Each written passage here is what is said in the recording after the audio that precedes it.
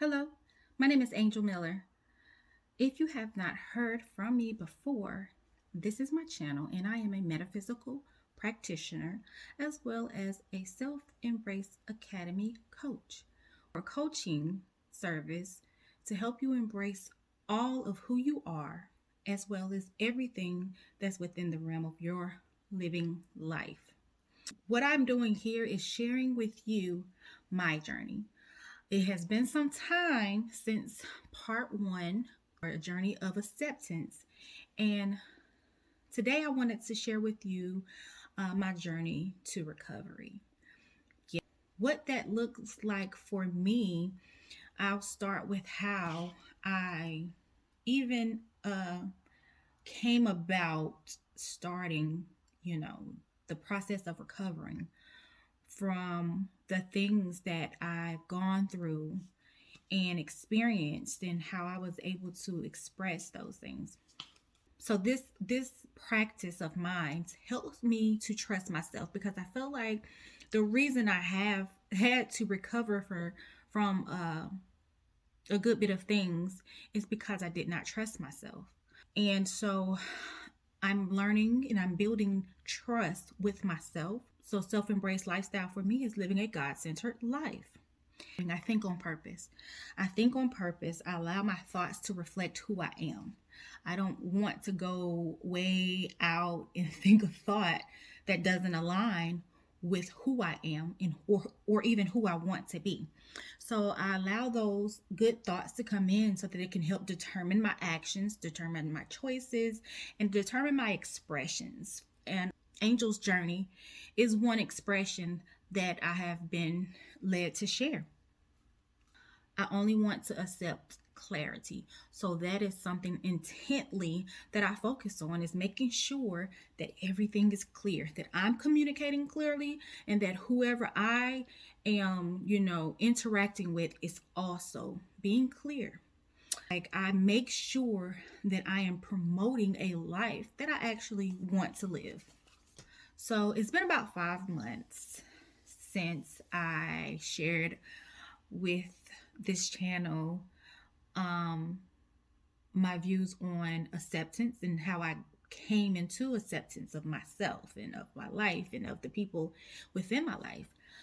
I got to this point where I really just did not want to share anymore, where I thought that, I really didn't have anything to say. My story wasn't, my story just wasn't enough. I just felt like, what I was going through at the time was like the least important. And I was in a domestic violence shelter. And so I feel like me being there with the capabilities and the mindset and how active I was, it was to say, especially being out of my home state, not knowing anybody. They were absolutely amazing and very accommodating. I just got to a place where I was lost. Like, I didn't have a plan. I wasn't even trying to create a plan, so to speak. I just knew that I had to get out of what got me there. And so while I was there, my focus was on getting through what happened. Why? Getting through the thing that put me in that shelter. So as I got through that, and I got through that with physical management, journaling, reading, writing, I did a lot of my coursework there. Everything happens for a reason. Now, then while there, had a medical emergency, and I just kind of completely lost it. But my child really kept it together, and that's what helped me get through that for her. We were able to get some plane tickets to come home. The last vehicle I had, I sold so that we can get home, so that I can ship our things that we had left back to my home state and fly back home. Coming back home for me, I could not figure out why I couldn't make it work. on my own. I'm no longer thinking about making it work with this person. What do I need to do that is going to properly set me up? And everything that I attempted seemed like no, no, no, no. And I was like, I don't know what to do. So I broke down. This is like the first time I broke down. And I was talking to my mom, and my mom was like, you know what? You need to be where your provision is. And basically, she was saying, your provision is at home. You need to come home. And at first, I wasn't trying to hear it because I'm like, come home and do what? And I'm no longer promoting anything, promoting my books, promoting my programs, sharing.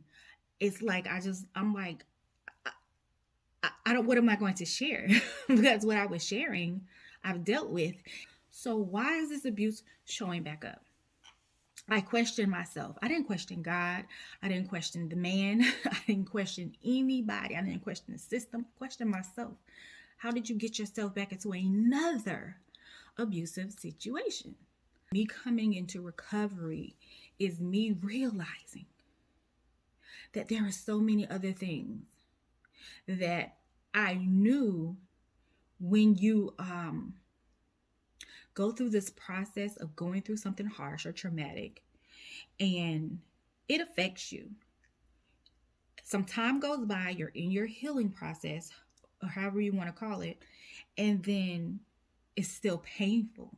Where you had to armor up going through it, it shielded a lot.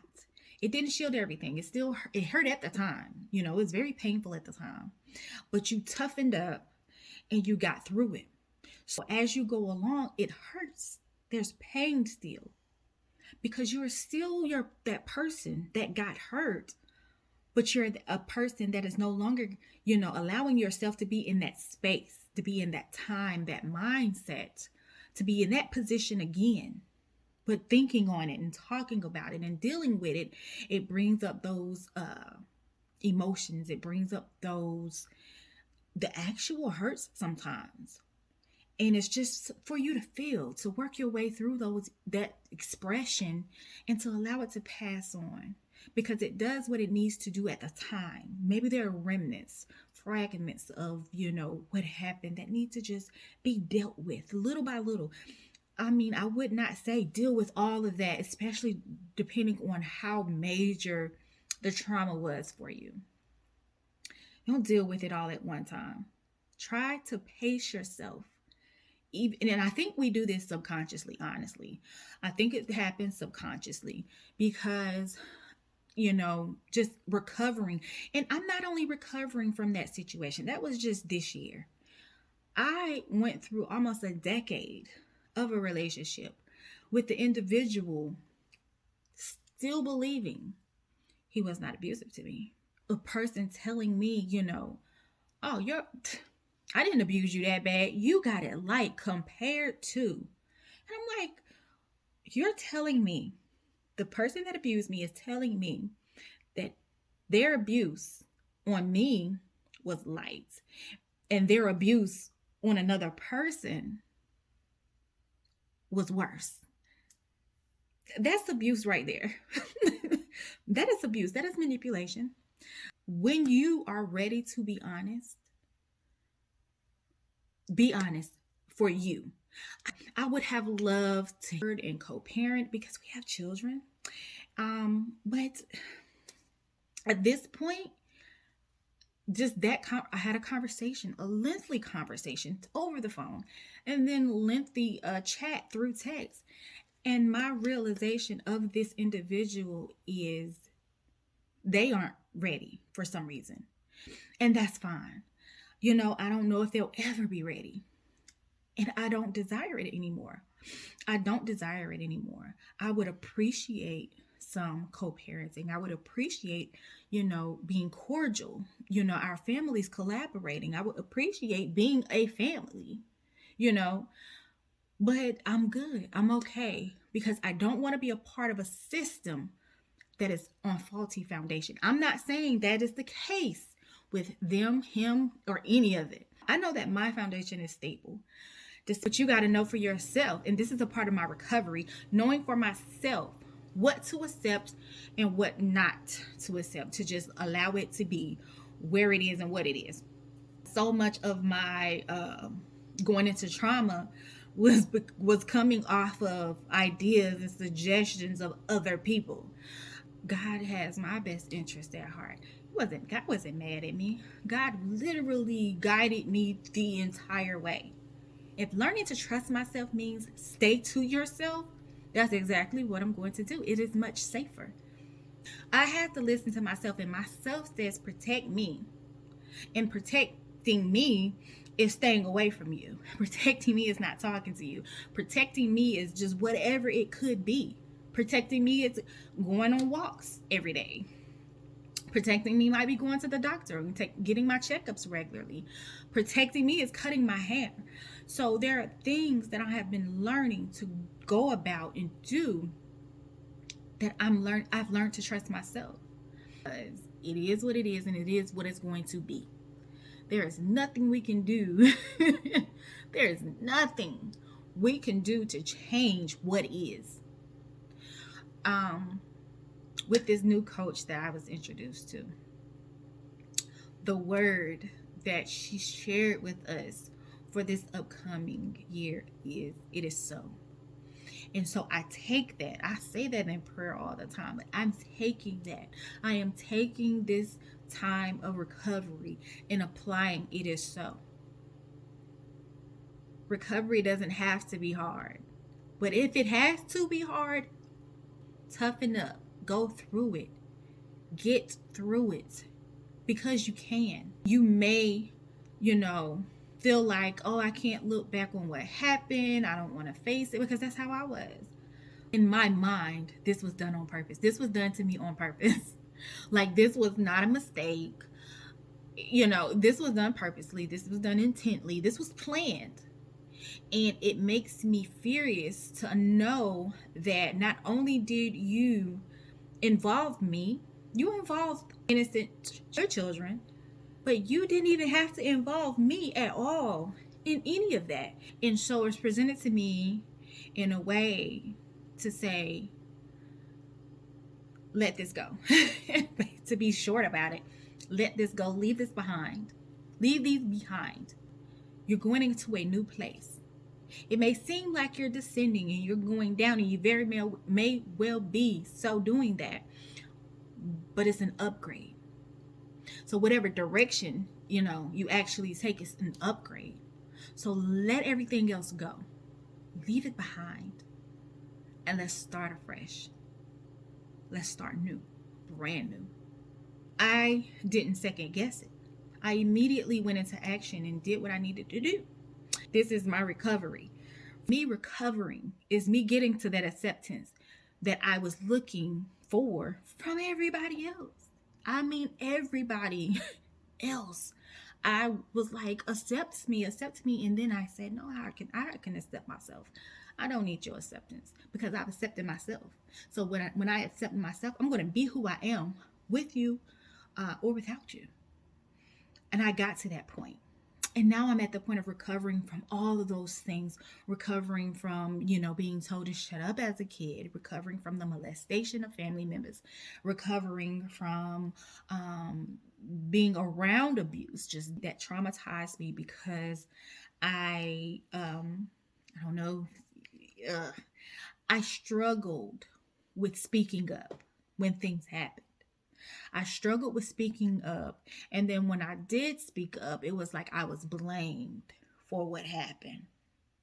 And so it's kind of like, what? Like, I knew I wasn't wrong. And I knew they wasn't going to change my mind, but I had to shut up. Now, I was hard-headed. I did get hit. I was very mouthy. And so, that was me fighting back. I was very mouthy. I was very angry. I was very aggressive. And I needed to let these things out. I do think they came out in a not so good way until about high school. I had to go through counseling. Yeah. a couple years in school. And so my counselor was when she told me about writing in a diary. So I was like, oh, okay. So I did that. I did that so much. It kind of like took me out of reality. I didn't really care about nothing else. I just wanted, I'm sitting in class and I'm just writing. I'm just writing because I need to get this stuff out. My mom even got mad one time and was like, you always writing, and tried to snatch my notebook. I don't know what was going on or what I was thinking. But yeah, I tried to fight my mama. Yeah, she literally ripped my pants off me that day. But I was like, I don't care. She didn't get my notebook. She ain't getting my notebook. And she didn't get it. I still had the mind to write. I lost it around 2006, 2007. I really didn't want anybody to read what I was writing. But the guy that I met, which I married, we were staying together, and I had to leave the house. Anyways, he's nosy as always, and went through my stuff, and he told me he read it, and but I let him know, whatever you read, we will not be discussing. We're not talking about nothing that you read, and I meant that. He had questions. I didn't have no answers. I was pissed, but I wasn't pissed like I was just pissed like, oh, okay, that's how you are. Okay, cool. And I just lost my desire to write at that moment. Yeah, I really did. Like to write my emotions down. Like it was hard for me to get back to. I mean, I used to write stories and stuff too, but it was hard for me to just get back around to writing. It took years. It took years. I was with him over 10 years. I don't know. It was over 10 years. I would just say it's a decade. I think we were married for like 6 years, but it was over a decade, and I did not write. I couldn't bring myself. I would attempt to write, but I couldn't really just get to that point of writing. So I really worked myself back into writing, and self-published my first book in 2019. Super proud. I was so excited, even though I got some weird comments, but nonetheless, I was still happy about it. And the people weren't as supportive as I thought they would be. One person went to say, we talk all the time, we hang out. Why I didn't know you was writing a book? And I was like, I really didn't know how to respond to that. I'm like, what difference does it make? But yeah, that's that. So I just, recovering from all of that. And I know I got on here and I talked about this year and the things that happened, but it's just so much in life that I didn't get to recover from. And so I really feel like I'm recovering from that in my life, from 0 to 40. And so now going into this year, this 40th year, it's like when I do reach where I'm going, everything is going to be when I say brand new, I'm going to literally be reborn. So I'm recovering from all of these things. I'm wiping myself clean, even bruises that I've scars, it's like near non-existent, because those are the things that will not be going with me into this new life. And so letting go mindsets. I am letting go mindsets. I'm looking at my children differently. I'm responding to them differently. Things are being done differently. And I love that. I love the time that is coming up. I know it could be scary for some, it could be exciting for others, but for me, it is so much more calming, because all of the mess that could have gone through, I went through. All of I went through. So now, like this wreck, it was a wreck. I made it through. Let me keep going. If I got to limp a little bit, I'm going to limp. But I'm walking, and I'm still talking, and I'm still sharing, and I'm still enjoying. And I'm still excited about being who I am and doing what I do. This is recovery for me.